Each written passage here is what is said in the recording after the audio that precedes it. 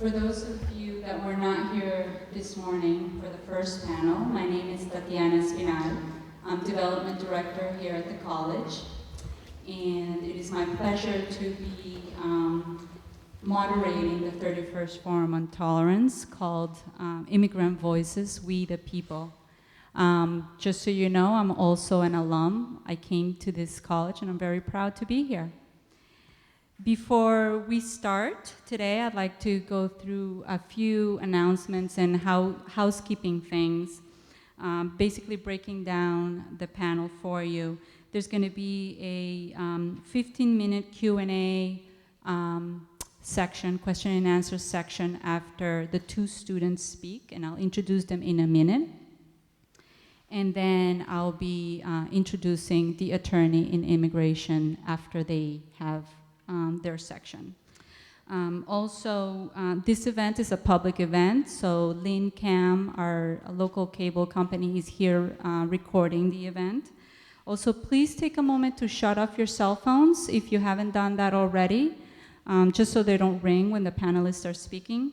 And also, please refrain from side conversations during the panel. Okay, so I am going to introduce our first panelist, Rosemary Hernandez. Rosemary Hernandez is 20 years old. She is originally from Honduras and came to the United States when she was 11 years old. She graduated from Lynn English High School and is now an English as a second language student here at North Shore Community College.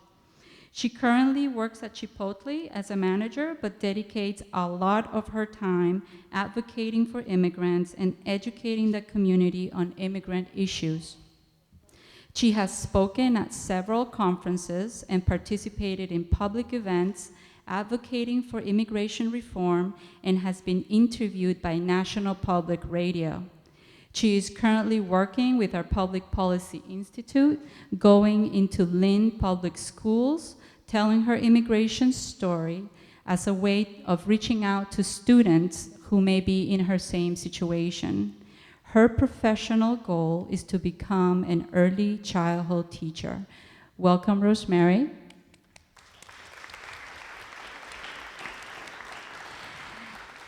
And now to our second student, Yonurki Santana. Yonurki is from Dominican Republic and graduated from Lynn Vocational Technical Institute. Yonurki works as a community organizer and as such has helped organize numerous civil rights actions against banks, foreclosures, and on the subject of immigration. Currently, she is helping families get lead paint removed from their homes before it affects young children. Due to her advocacy around immigration, she has appeared on the cover of Time magazine, has been interviewed by MSNBC and Univision, and has written an article entitled Undocumented and Unafraid for the Salem News. Yonurki is also working with the Public Policy Institute here at the college, going into schools to talk to students about her immigration experience. At North Shore Community College, she is enrolled in the liberal arts program, and her professional goal is to become a doctor. She is vice president of the Pre-Med Club. Welcome, Yonurki.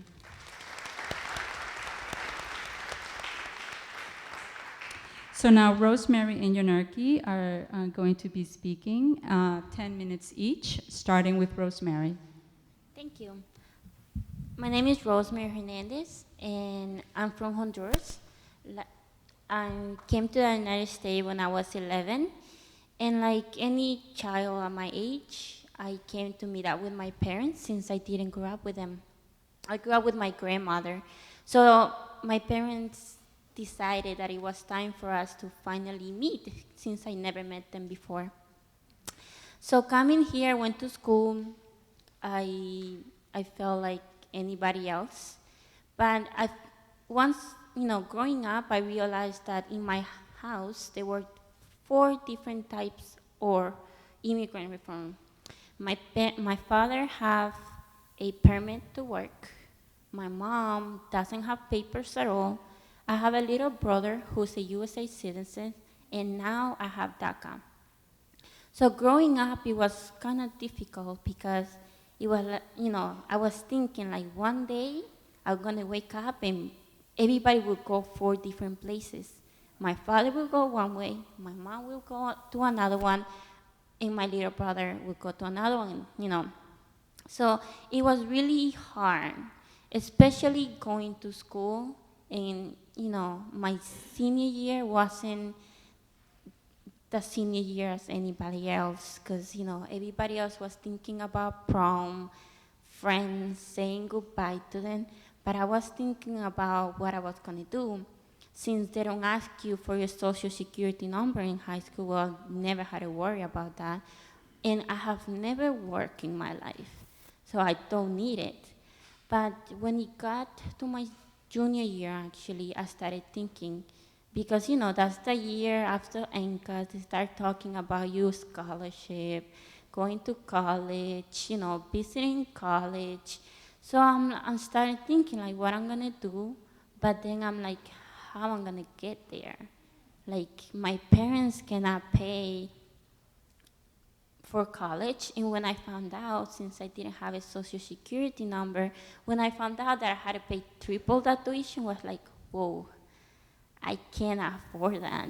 And I cannot go to work either, because the only way that I was gonna do it was illegally, and it was something in my heart that it didn't allow me to do that.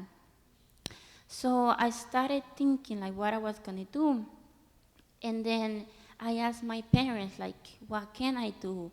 I know that I don't have a social security number, but do I have limits to go? Like, I know I cannot go to college, but what other things can I do?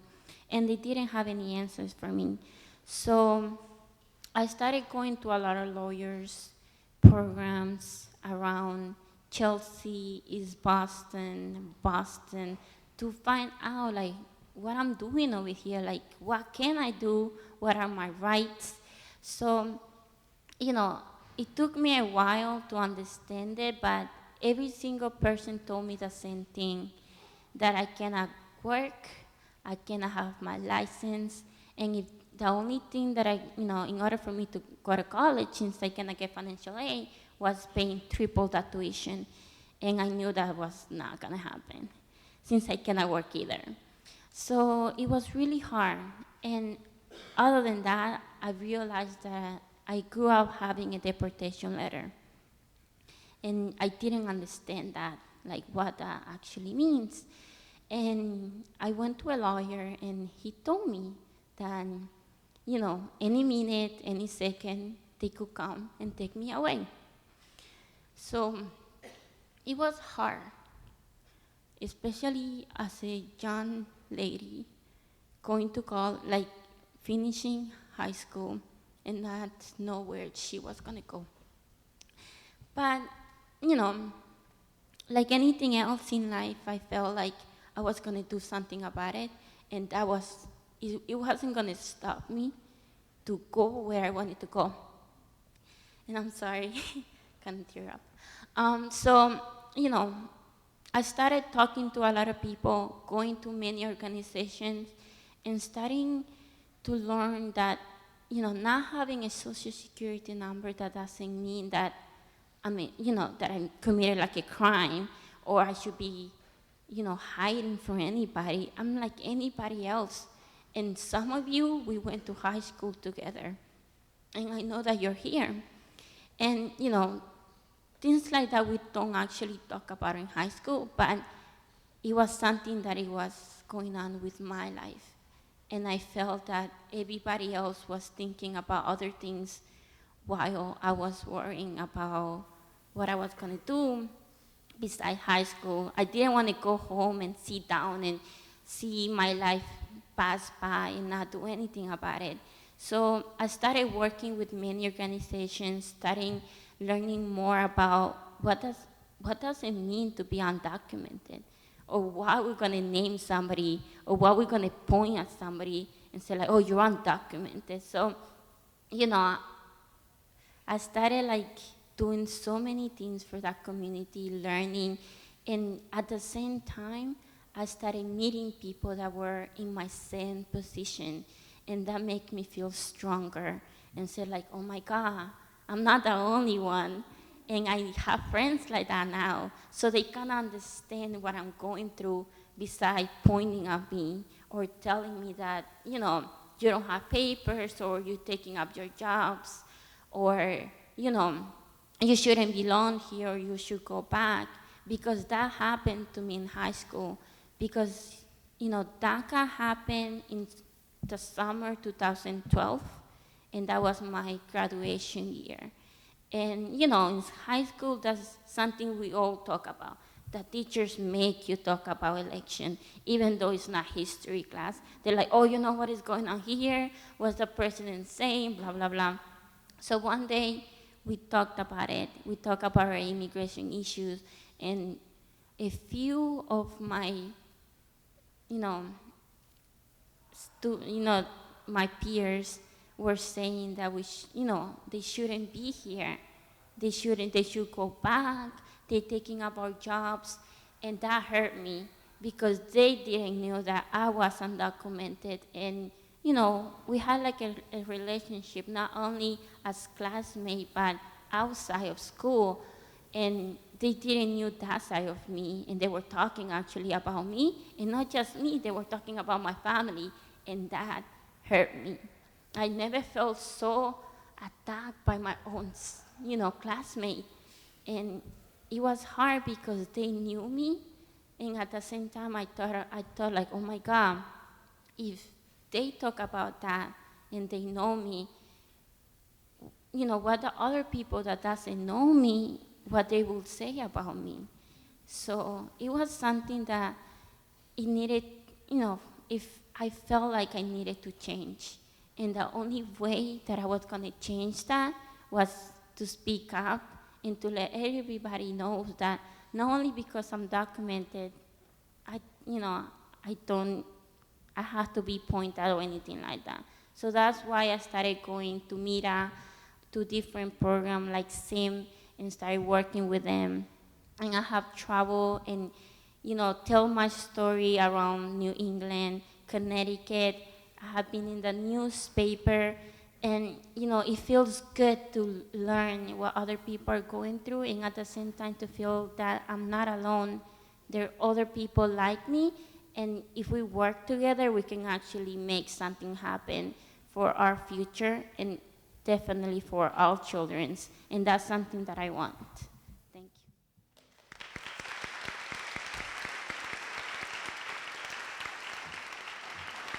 Thank you, Rosemary. That was amazing. Yonarki. Hello, how are you guys doing? Good. My name is Jonerki Santana, and I came to the United States in it was the fall of 1999. I was 9 years old, and I came to New York City holding my younger sister's hand. The lady that brought us here that day shoved us in a corner and said, "Don't move from here. A tall black guy will pick you guys up." And in that time, there wasn't a lot of tall black guys around in New York City. So I remember the hours going by, and we just sat there crying, alone. We had just arrived to New York City. We didn't know English. We didn't know anyone.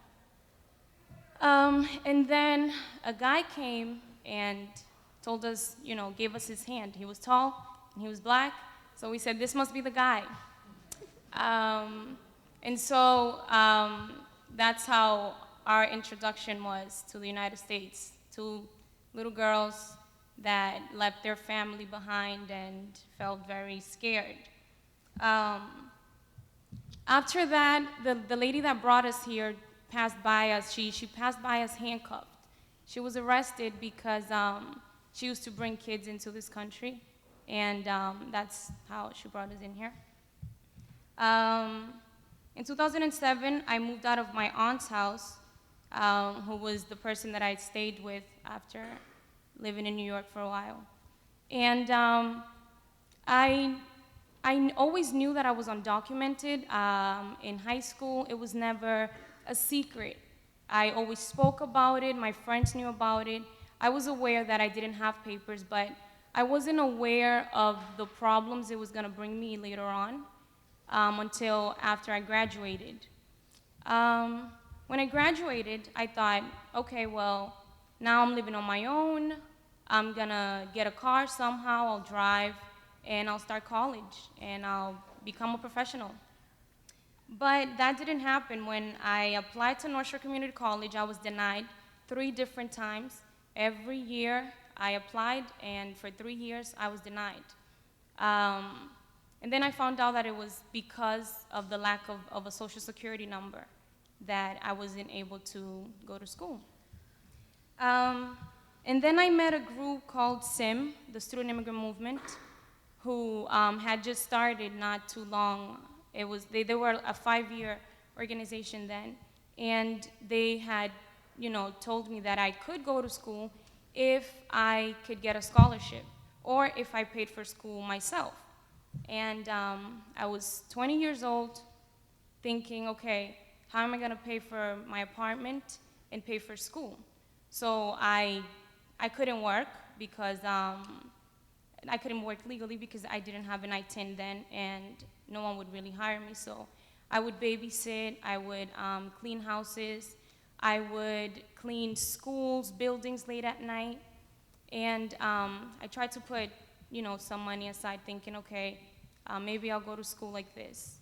And then one day, I came into North Shore. Well, I actually used to sneak in here with my friend's user ID and password and get into the lab thinking that, I'll do research and pretend like I'm a student and I'll somehow go to school like that. That didn't work either. I went and spoke to John Duff and told him my story and told him, I've applied 3 different times. I really want to be in school. I'm not good at math. I want to get better at it. And I just want to be a student.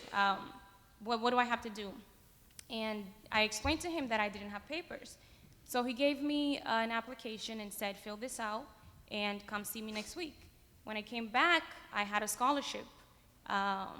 It was $1,000 to pay for 1 class, actually, because being undocumented, you have to pay double the price of a resident, someone that lives here. You have to pay out-of-state tuition. So I was like, yes, I'm here, I'm gonna take 1 class, and I'm fine. And then, I started school, but my status hadn't changed. I still couldn't drive. I found out I could work now. I got an I-10 number, and I still couldn't go back to visit my family. And a family member of mine passed away, and it was very devastating for me. I'm very family-oriented. My family means the world to me, and that's why I'm still here. And when my little cousin passed away and I wasn't able to go back to the Dominican Republic, it hit me again, the reality of not having those 9 digits, the things that I wasn't able to do, the many times that I hit that brick wall because I couldn't do certain things. And it was again a wake-up call that a lot of people are going through the same issues that I am. I'm not the only one that can't drive, can't work, can't visit their families, and now a lot of families that are being separated, their parents are being sent away, and kids staying here. So it's a struggle, it's very painful, it's very personal to us, it's very real. And so I'll continue with my story. I asked myself many of times, why are you staying here? My father said to me, you can always come back whenever you want. And my sister, who I arrived with when I was 9, she was 8, left when she was 14. And many times I thought of packing my bags and just saying, I'm gonna go back home. I have my father and my siblings there, it'll be easier. But I didn't feel like giving up. It's, I'm here already. I went to your schools, I learned the language. I want to get educated and get a degree and be able to give back to the community. I've been involved always, even through high school, I always wanted to do things, and to always excel. I was a big fundraiser in my high school years. I helped raise $3,700 for my senior year class. And when I came to North Shore Community College, I tried to find out how can I get involved with the school, what kind of clubs can I join, how can I, what kinds of things can I get involved in. And I'm part of the pre-med club and a couple of other clubs. In the community, I work not only around immigration issues, talking to families that don't know English, helping them go to the Ford School, bringing them to sign up for their GED or English classes. People that are going through foreclosures, I help them with the organization called Lynn United for Change.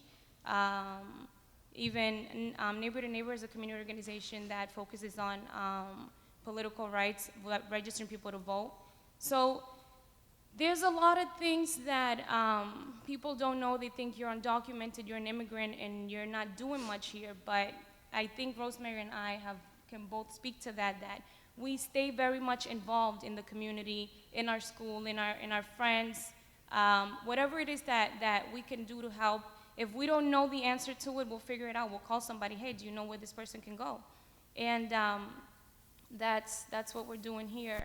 And I could just say that I appreciate all the help that I've gotten throughout the years, all the people that have held my hand when I thought that I couldn't go any further. And that's my story. Thank you so much.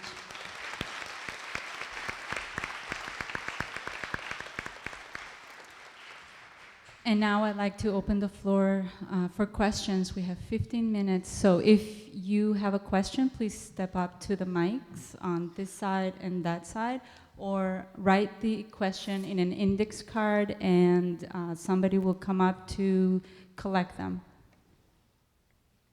Well, I have a question for either of you. Can you talk about, now I'm thinking as a mom right now, what my kid would feel if they were as young as you guys when they came. What sustained you?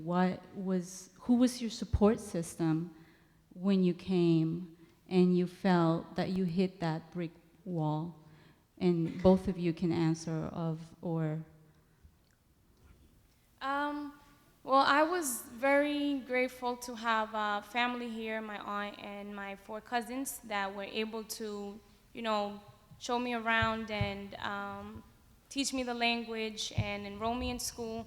Then when I moved out when I was 17, I had a lot of friends that would help me. There was a lot of times that with the things that I was doing for work, I didn't have money. I didn't have enough to pay for my studio apartment, and I didn't know how I was gonna make it. And there was a lot of people that, close friends that would lend me money, that would bring me food to the house, that would come over and cook with me. So there's a lot of people that give you support, I was grateful that with my family and good friends that I was able to sustain myself. Rosemary, do you want to add anything? In my case, I think it was a little bit more different because I was still living with my parents, but I didn't have the moral support. Like I did everything by myself. They didn't have every single question I asked, they never had an answer. So I felt that I had to go on my own and find all those, answers that I was looking for. And I think my sustain was, just, I'm here since I was 11 years old, and I felt that this is, where I'm supposed to be. Why should I go back to a place that I hardly remember of when I'm here? And, many times I question myself, like, my parents knew that this is what's gonna happen, that I was gonna ask questions, that I had a problem, that I need, I didn't, like I couldn't work, I couldn't go to get my license, I couldn't go to college, and I questioned myself, like, why they brought me here when they knew that it was going to be difficult for me if the government haven't changed. So, there were many things on my head, but at the same time, I saw myself being a teacher, having my house, and a family one day, and that's the only thing I care about. Thank you. I have a few other questions. This one is really hard to read. What motivated you to tell everybody your story and why? When I graduated in 2008, I basically lost 3 years of college. Like I told you guys, I applied for school 3 different times and I was denied because I didn't know that I could pay for school with a scholarship. And I know there was a lot of students in my same situation that were graduating high school and they didn't know they could go to college being undocumented. So just from that, I thought, I have to tell my story. I have to say, well, I did find a way to go to school. You don't have to waste 3 years of college. You can go to school, and that was one of the main reasons for me. For me, I think was when I got discriminated by my old classmate, because I felt that they knew me, they knew a side of me, but they didn't knew the real me, and they didn't bother to ask. And it was hard for me to hear that from them, but at the same time, that gave me courage to speak up and to change the mind of those people that think the same way as they did. And that was when I decided to share my story. Rosemary, I'm going to address this question to you because we already heard from Yonarki on this subject. How did you make it to college? I was getting ready, actually. I was in the gym practicing my, the lining to get the diploma, the ceremony, and my counselor, which I love, and she have helped me all the way. She gave me a folder, and I was like, what is this? She said, like, open it, and then come to my office. And I told her, I gave her back that envelope to her, and I told her, like, I'm done. I don't want to hear more of high school. I'm done. Like, I don't want this folder. Because she always give me things to work on, so I was like, I'm done. So when the practice was over, it was was the notification of a scholarship that I had applied, but I never heard anything of. And it was for North Shore. It was a scholarship for $2,500 to start, and I couldn't believe it. I ran to her office, and I was like, you better not be joking, because I'm not playing anymore. This is for real. And then she told me, yes. I finally got the letter back, and she gave me to me. And, they give you like a notification where you have to sign your name and just send it back, for, telling that you approve to it. And I couldn't, I was so happy because I was getting out of high school. I have heard about DACA, but I haven't applied. It was a sign of something good that was going to happen, and now I'm going to college. So it was everything to me. Like, I was going to get everything that I always wanted at the time that I needed. So it was great. Okay, we have a question over there. I work at Lynn High School, actually, as an educational advisor, and my job is to help the high school students go on to college or any type of post-secondary education. And I go into the English classrooms to promote the TRIO program that I work for. The problem that I find is a lot of the undocumented students are afraid to approach me, either because they feel that there isn't anything available to them, or they're just afraid in general. What are ways that you two ladies think are good ways for me to approach students, give them information, ways that I can help them before it is too late and they think about it in May or in June and there isn't much that I could do with them? I think there's still a lot of fear with students to just say, come up to you and say, you know, I'm undocumented, can I do it now that so many people are being deported? So we actually, the student immigrant movement, the lead coordinator is here maybe somewhere, and we were trying to figure ways of how we can get into the school. We did speak to Dr. Latham. We had an event over there, a meeting with her, and we were denied to go into the schools and bring information on what undocumented students, what their options are, and where they go for help. So I think that if you do something publicly, if you have a forum where you're advertising that there's going to be information for undocumented students, what they could do after they graduate, not make it something too personal where it seems like you're singling people out, then they'll come up and they'll show up to you and they'll come freely if you do something like that, I guess.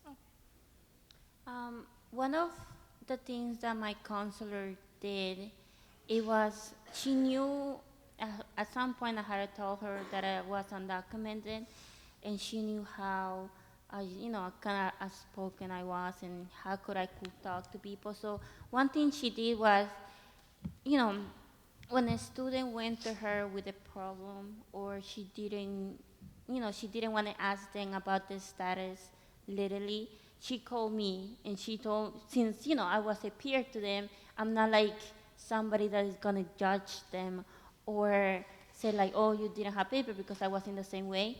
She let me talk to them because, it wasn't her. Because, the students sometimes would say, well, you don't know what I'm going through, or you don't know because you don't know how, what is going on. Actually, she let me talk to them, and that's, I think, was a good way, because many students felt open to me, and, they actually told me what it was going on instead of telling her, because they felt closer to me, and at the same time, they knew what I was going through, and it was kind of the same thing they were going through. So it's better sometimes to have another student and just talk about it instead of just pointing people or saying like, just tell me or something else. Yeah. Thank you. I have a question here from a member of the audience. What is something the average person can do to help those in your situation? I think get information, share it with those around you, get educated on what the immigrant issues are or what are the current laws right now. Find information, don't just guess and say, you give someone an advice about school, you can't go to school, you don't have papers. Find some information, find someone that has more information about it instead of just giving them the wrong information. Yeah, I agree with you. Okay. Yeah. Another question from the member of a member of the audience. How did it feel knowing that you did everything you could on your own with little help? In a sense, for me, it's empowering. I felt like, yeah, I don't have 9 digits, but this doesn't make me. I'm not just an undocumented person. There's so much more that I've done that I could do. So to be able to have maybe so much things pulling you back and you're still moving forward, it gives you strength. You know how far you can go. And for me, it gave me, a sense of strength, basically, yeah. In my point of view, it's the same thing. It's empowerment, because now I'm going to college. I'm living technically by my own, and I became a manager in Chipotle, and that's my first job ever in 5 months, and that's amazing. And for me to be able to do that and at the same time help the community and my friends is amazing, and that gives me strength to do more. And if I can do this now at my age, I can imagine when I get older, it's like, whoa, I will have all this knowledge to share, and it's amazing.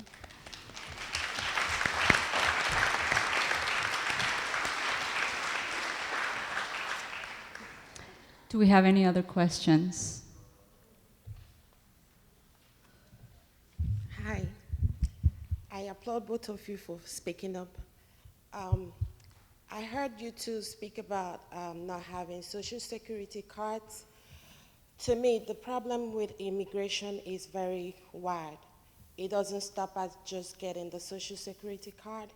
Some people, even though they come here documented and probably their status run out, they still face the same problems that you two face because they are not able to move forward or they are stuck in the system and they don't get no help.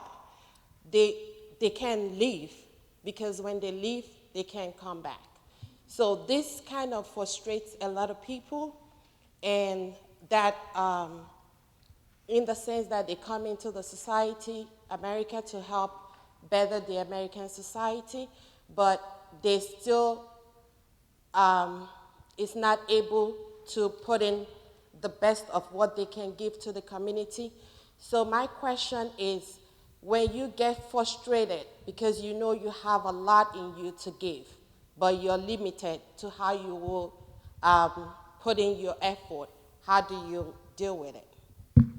Well, when I'm frustrated because I can't do certain things, or let's say I can't go back to my country, I don't have the papers, that frustrates me. When I couldn't start school because I couldn't pay for it, because I couldn't get financial aid, that frustrated me.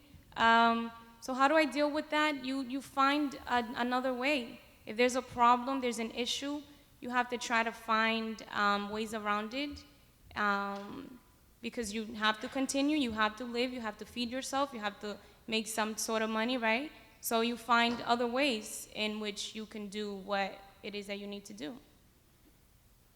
And I think it this way, and I try to stay positive about it.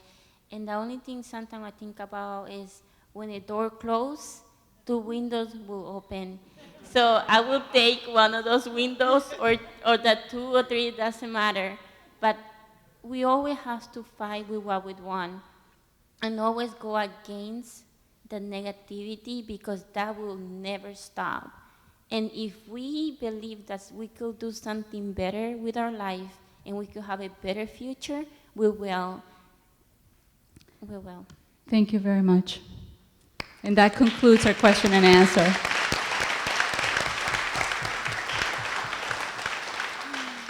Thank you, Rosemary and Janarki, for sharing your amazing stories and for being so courageous and for helping the community with your advocacy work. Now I would like to introduce our last panelist, attorney Jennifer Huste. Jennifer Huste has been a staff attorney at Neighborhood Legal Services in Lynn since 1999. Her areas of practice are in the family and immigration law for domestic violence survivors. She is a member of the American Immigration Lawyers Association. Jennifer received her Bachelor of Arts degree in International Relations at Tufts University and a Master's in Latin American Studies and Juris Doctorate from the University of New Mexico. She studied human rights at the Universidad Pontificia de Salamanca in Spain and was a judicial law clerk to the Executive Office for Immigration Review in Manhattan through the Attorney General's Honors Program. Please note that after the event, Jennifer will be making appointments with anybody interested in meeting with her privately. Welcome, Jennifer Huste.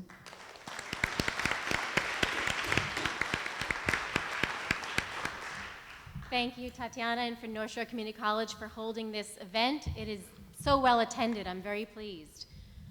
It's in response to the compelling stories like these that we've just heard coming out of the student immigrant movement that on June 15th, 2012, the Obama administration announced a new immigration program called Deferred Action for Childhood Arrivals. It's also known as DACA, which you mentioned that you have, which is great.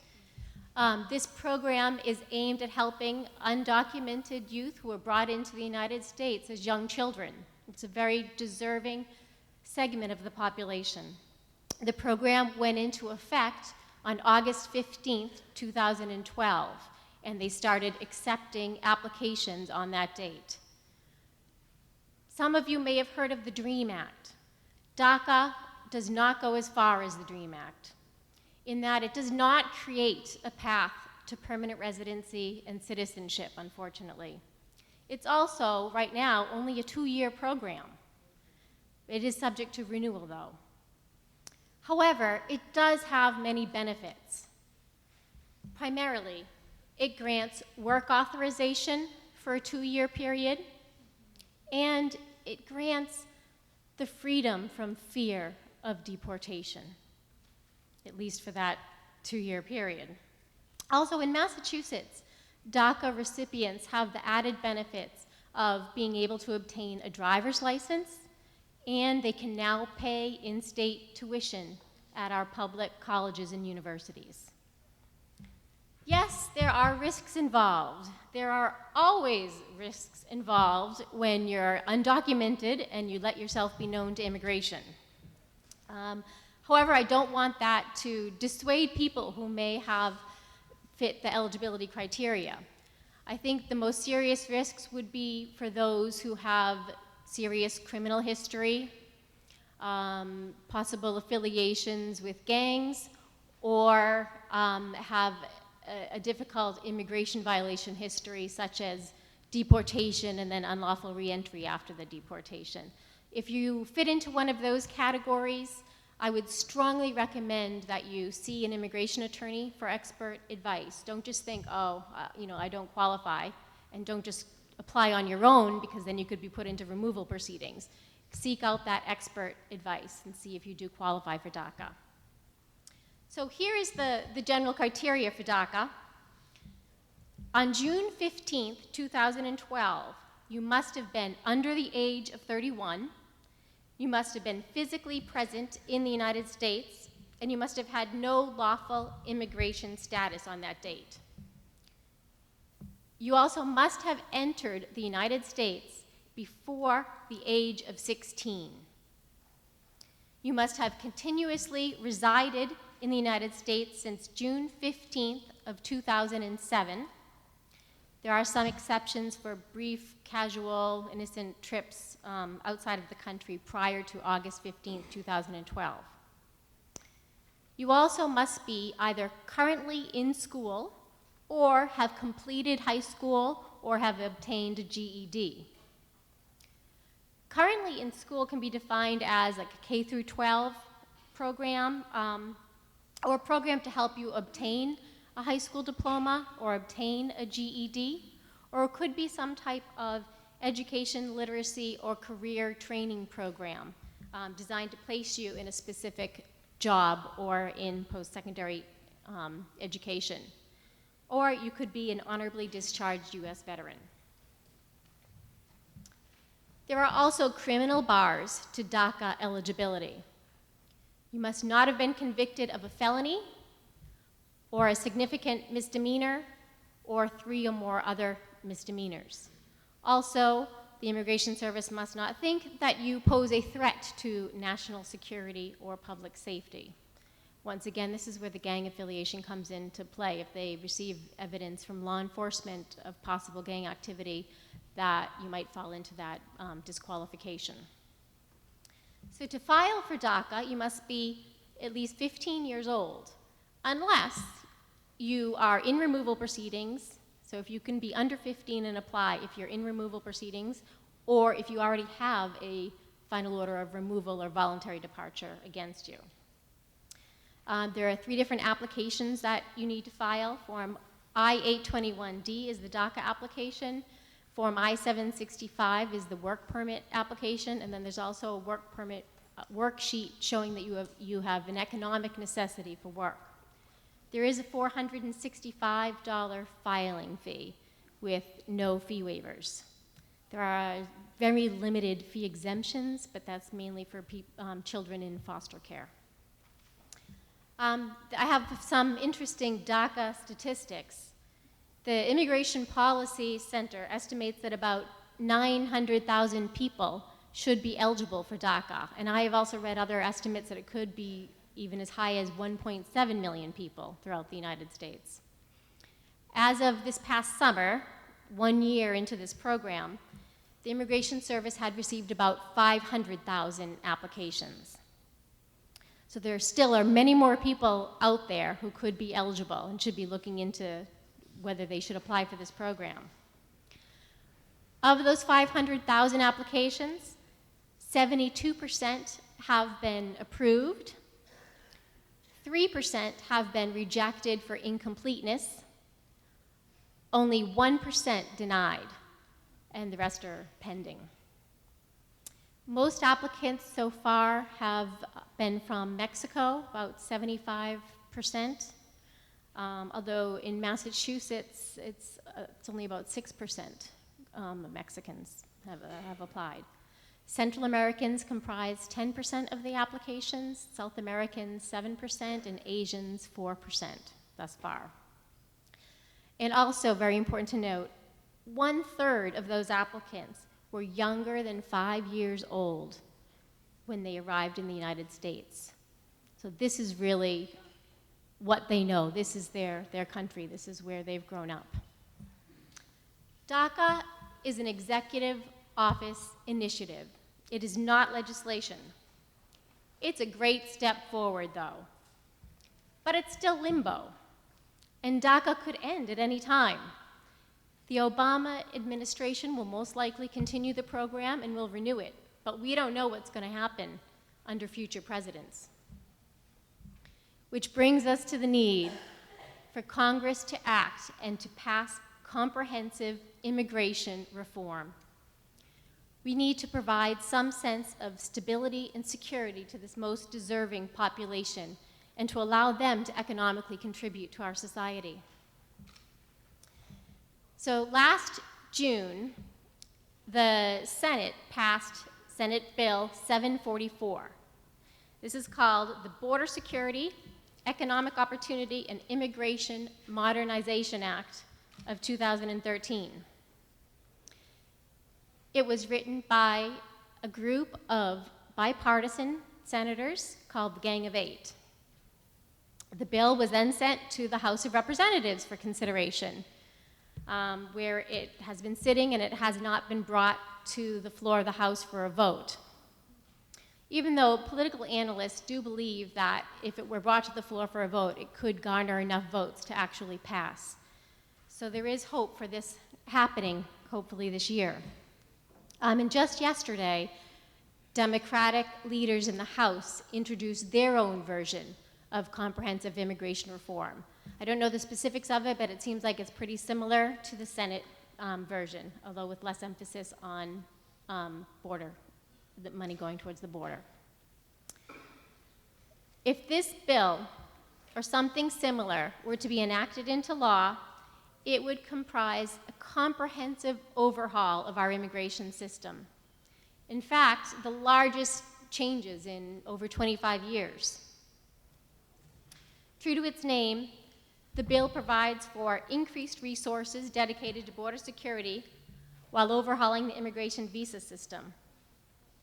But for me, and probably for many in this room, the most compelling component is that it includes legalization and a path to permanent residency and citizenship for the approximately 11 to 12 million undocumented people living without status and trying to survive in this country. I want to talk a little bit about the different provisions of this bill. However, I want to emphasize that this is not law. You cannot run out and apply for anything right now. It may never pass. It may get tweaked. They may have to reconcile the House and Senate versions in a committee and come up with a compromise bill. But if something does pass, it probably will look something fairly similar to this version. Title I of the bill deals with border security. Specifically, it would drastically increase technology and surveillance on the US-Mexico border. It would increase the number of Border Patrol agents, and it would extend the fence along the US-Mexico border about 700 miles. Right now, the Border Patrol budget is about $3.5 billion. It would increase it up to about $30 billion over the next 10 years. The stated goal is to have a 90% apprehension rate at the border. Naturally, some people embrace this aspect of the proposal, and others are concerned about the expense and the increased militarization on our border. Title III of the bill deals with interior enforcement. One of its key components is the requirement that all employers begin to use the federal government's electronic employment eligibility verification system, such as E-Verify, to check on the employment eligibility status of every new employee. This, of course, could also raise some concerns about, as databases don't always contain correct information. Title IV creates a new W visa for lesser skilled workers, and Title V establishes a fund to provide job opportunities for low-income youth. I want to go a little bit more in depth right now into talking about Title II. Title II of the Senate's Immigration Reform Bill deals with immigrant visas. On the downside, it eliminates the diversity visa lottery program, and it eliminates visas for siblings of U.S. citizens. So if any of you are U.S. citizens and have siblings in other countries who are thinking about immigrating to the United States someday, you might want to look into getting that petition filed. Our current system is rife with problems, in part due to the tremendous backlog in immigrant visa petitions. So right now, there are caps on the number of visas available in any given year. These caps force family members, children, spouses to wait years and years separated from their family members, waiting for a visa number to become available. But this bill would put spouses and children of lawful permanent residents into an immediate relative category, and it would eliminate those caps, thus providing for reunification much quicker and eliminating those backlogs. For me and other advocates in this field who are tired of the heartbreak involved and having to constantly tell people, I'm sorry, I can't help you, you're not eligible for a work permit. The best part of this program, the most exciting section, is the creation of the Registered Provisional Immigrant Status, RPI status. This is the provision that would create a pathway to citizenship for the millions of undocumented in our country, although it would be a lengthy pathway of about 13 years. Holders of RPI status would gain, can I have another minute? 1 minute, yes. Okay. So holders of RPI status would gain lawful immigrant status and get a work permit for 6 years. They could then renew after 6 years. After 10 years of holding RPI status, they could apply for permanent residency. They'd have to show that they've had regular employment and that they're pursuing a course of study in English and U.S. civics. 3 years after obtaining permanent residency, they could apply for citizenship. So it is a 13-year process. However, the good news is that at least they would have status during that time, freedom from fear of deportation, and a work permit. Under the reform bill, to be eligible for RPI status, you had to have been physically present in the United States on or before December 31st, 2011. You have to have maintained continuous presence until that date. You must not owe federal taxes, and you must have not been convicted of certain crimes. Specifically, you'll be disqualified if you have a conviction for a felony, an aggravated felony, or 3 or more misdemeanors. They're also suggesting a streamlined procedure for applying for DACA applicants and an expedited path to citizenship for Dreamers. And that would only take 5 years, it being in RPI status, to get residency, and then they'd be immediately eligible for citizenship after that. So we need to take a lesson, I believe, from the student immigrant movement and from the Dreamers. They were brave, they were persistent, and through their combined efforts, they convinced the administration to pass DACA. We must continue, and we must capitalize on this historic momentum. Now is the time for Congress to act and to pass comprehensive immigration reform, in particular, one that provides a pathway to citizenship. If you agree with this, we have petitions in the back on the resource tables, and I also encourage you to participate in the October 5th, this Saturday's rally in Boston, 12 o'clock in Copley Square. I thank you very much for your time.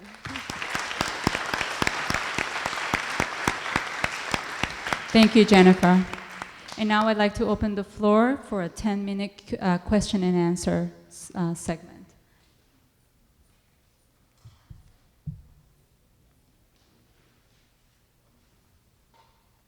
Do we have questions for Jennifer?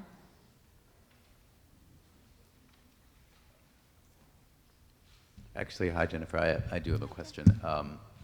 So you talked about the fact that of the close to 1 million folks who are estimated to be eligible for DACA, maybe slightly more than half have applied. And from what you said, there are clearly a variety of obstacles from fear to financial. Organizations like MIRA, as well as, of course, the immigrant movement, have really worked in various ways to get the word out, provide resources, help people overcome, if not the financial barriers, at least the barriers of fear and uncertainty. What, from your experience working in the field, as well as working with, and actually this is really a question for Rosemary and Yerneke too, what are some of the ways that community-based organizations, whether local groups or larger statewide advocacy coalitions, can help, given in fact the limitations of resources even in those organizations in terms of being able to provide direct legal assistance? Yeah, lack of resources in the organizations is a big problem. I know that there have been a number of clinics held. I've participated in a few of them. There was one held last fall at North Shore Community College, which was great and well attended. Those clinics, unfortunately, have kind of come to a halt a bit. Right. There are various organizations. If you go on MIRA's website, there are some organizations that still are helping with application assistance. Hopefully, we can have more clinics in the future as well to kind of get a push to get the rest of those 500,000 who could be eligible applying. Thank you. Okay, thank you. I have a question from a member of the audience, and then you can go. What happens to students who don't have the DREAM Act but want to come to college or to school? What financial help may they receive without a Social Security number? So they're undocumented and not, but the question is, what happens to students who don't have the DREAM Act or don't have any assistance, I assume, but want to go to school? What financial help may they receive without a Social Security number? I think you probably can address that better. There are various scholarships for undocumented people, even if you don't have something like DACA. You should talk about that at the colleges that you're interested in attending, because they might be able to point you to different programs. And then if, like I mentioned, if you do have DACA, then you would be eligible for the in-state tuition. So being undocumented, you can get scholarships. You could talk to the guidance counselors at the schools and tell them, you don't have papers, but you want to get into the school. There's grants you can apply for. You can't get federal help, so you can't get financial aid. But there's also numerous schools, depending on your grades, that will take you full tuition. If I think Tim has some information on that. Mira might have some information on how you can apply for those scholarships in those schools, but depending on your grades, different colleges will take you full board, and if you have a 4.0 GPA, you could live on campus and go to school, everything paid for. So there's a lot of research you have to do, but there are a lot of things now for undocumented students to be able to pay for their education. Thank you. Go ahead. I just wanted to thank the individuals for speaking today, and I think that a gentleman named Jose was going to speak today too. He's a graduate of our paralegal program here at North Shore Community College, and it's my understanding that he is currently working on a bill for the Dreamers, and I just wanted to encourage students and everyone to realize that they do have power, and I know he's been working at it for a really long time, and I'm very proud of him, and I'm very proud of you all for sharing today, so thank you very much. Thank you for mentioning that.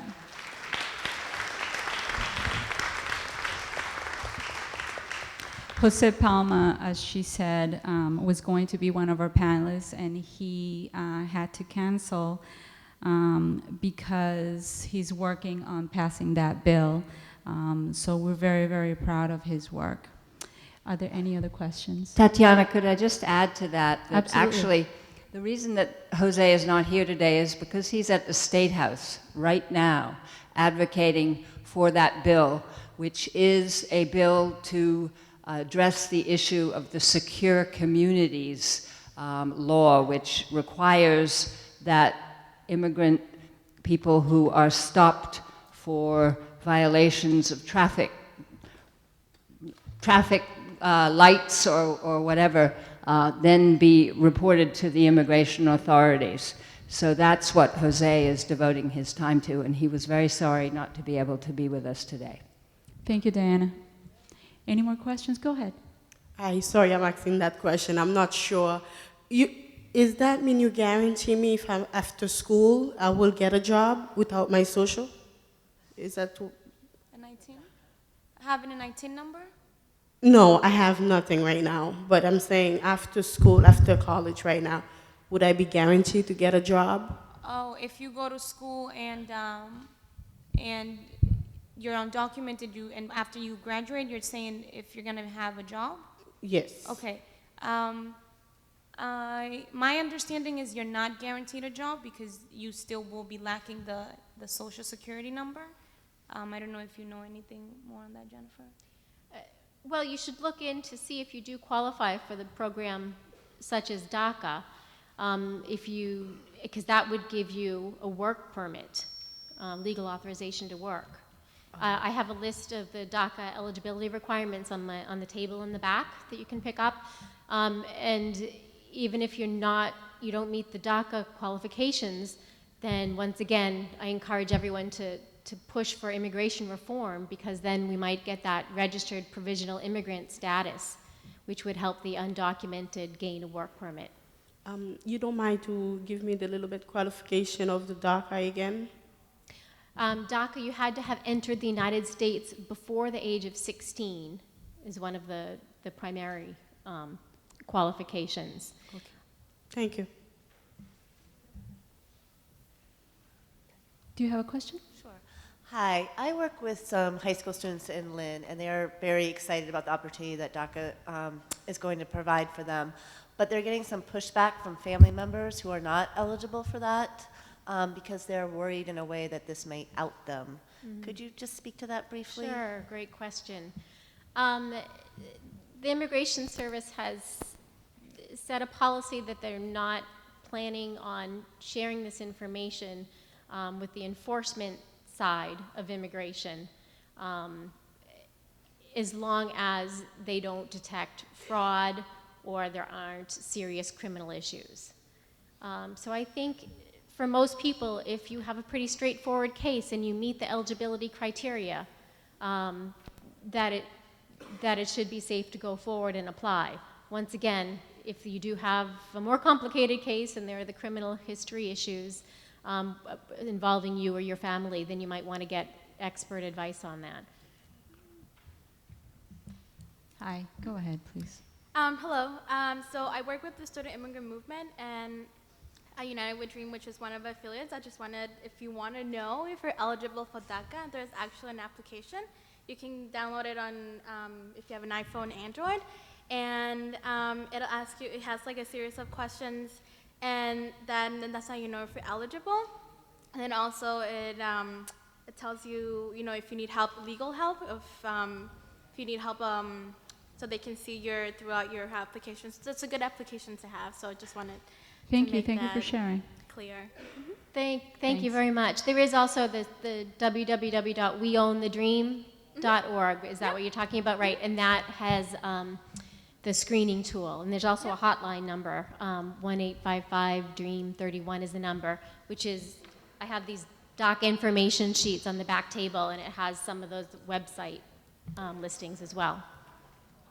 Thank you very much. So that concludes this section of the panel. Please help me thank our panelists. Thank you so much. And now I'd like to introduce Professor Sheldon Brown. He is co-chair of the Forum on Tolerance, and he's a founding member of the Forum on Tolerance, and he's here for closing remarks and announcements. Thank you very much. And it's been a pleasure to moderate the forum today.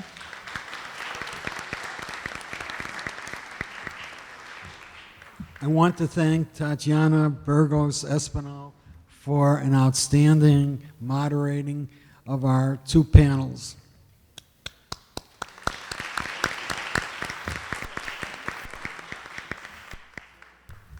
Diana Carey is the person who is directing our Policy Institute and has organized the program for today to be of interest to everybody. So we thank you, Diana.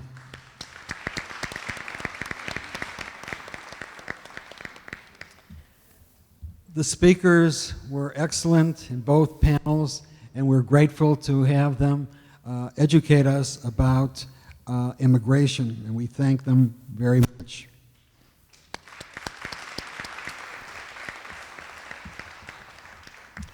We have a great tolerance committee who worked very hard on this forum and the previous 30 forums. I'd like them to stand to be acknowledged. We appreciate their work very deeply. Professor Richard Adelman, Dr. Lisa Altameri, Professor Jeremy Branstad, Dr. Laurie Carlson, and Laurie, who's standing to my right, is going to carry forward the work of the forums when I retire, and she's a very capable person and a wonderful instructor, and we're so pleased that she will carry the banner forward. Dr. Laurie Carlson.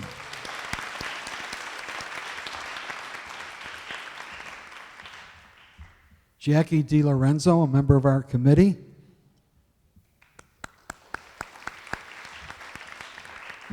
Dr. Cheryl Finkelstein. San Gaderi. Professor Rose Gould. Professor Russell Green. Professor Yusuf Hayes. David Houle. David served as our very able timekeeper, and we thank you. Dr. Carl Jean.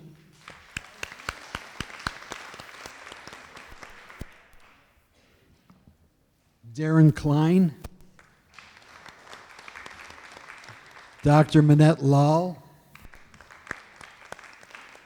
Patricia Lavoie has been of great service to our committee. She's worked tirelessly for the good of the committee, for its organization, for its publicity, and for all her hard work. We are most appreciative. Patricia Lavoie. Nicole Levy. Dr. Carlos Marin.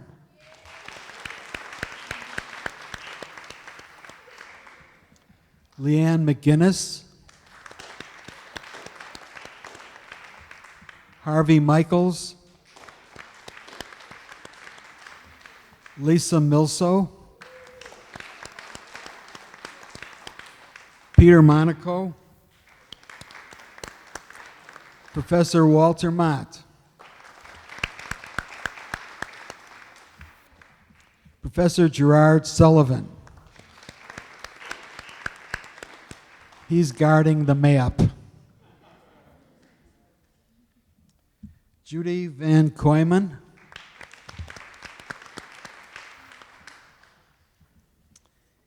And now to prepare us for our next forum, I hope I haven't left anyone's name out in our great committee. If I have, let me know. We have a quick slide to show you what we have in store for our 32nd Forum on Tolerance. And here it is.